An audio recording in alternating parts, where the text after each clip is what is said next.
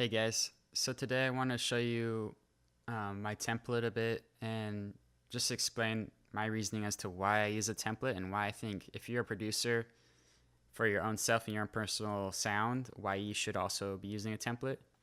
The first thing I can think of is it just saves so much time. This is, as you see, it says song start. This is how I start every single one of my tracks, and it's got every track already that I want set up how I want it. I've already got some of my favorite bass sounds. I use that a lot for toms if I want a really heavy tom. I've got this crazy, just huge. I've even got my sub all set up for whatever I want. With my drums, for example, like I keep all my high percussion here. It's got my favorite bus compressor or my drum compressor already on there. You know, you've got everything set up to pretty much as you're producing mix the song down. I've got my return tracks with all my favorite reverbs that I use pretty much every time, and my delays. It's got everything I want. Plus I have my master chain like already set up to where it's super easy to just start tweaking it, and it saves so much time. The second reason that you need to also have a template, which I already kind of implied, is that it builds the sound of your music.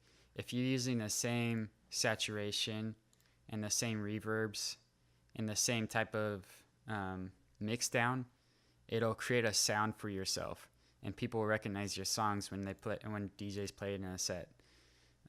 It's the same for rock too. If you're using the same drum set, why wouldn't you mix it the same way every time? Unless you don't like it how it sounds, then you would change it, right? Same with your guitars. If you're recording an album, a lot of times you want the guitar to sound really similar throughout the whole album, and so you would want to have a template set up to be able to do that. The other thing is just for me, for example, I hate getting grooves ready, and the groove pool is really nice. I have my favorite grooves already here, and I don't have to go and look for them anymore. So the things that you reach for all the time, you just set it aside and start saving it to your template, and over time, you'll create your sound a lot easier and be able to maintain it. Like for example, if you mix a track down, if you don't have a template right now, what I would suggest is finish a track and see how it's looking project-wise, and then just save a separate copy of that, delete all the MIDI and audio, and start that as your basic template, and then just go from there. And that will help maintain the sound that you have for your artist name. So yeah, those are my 2 cents.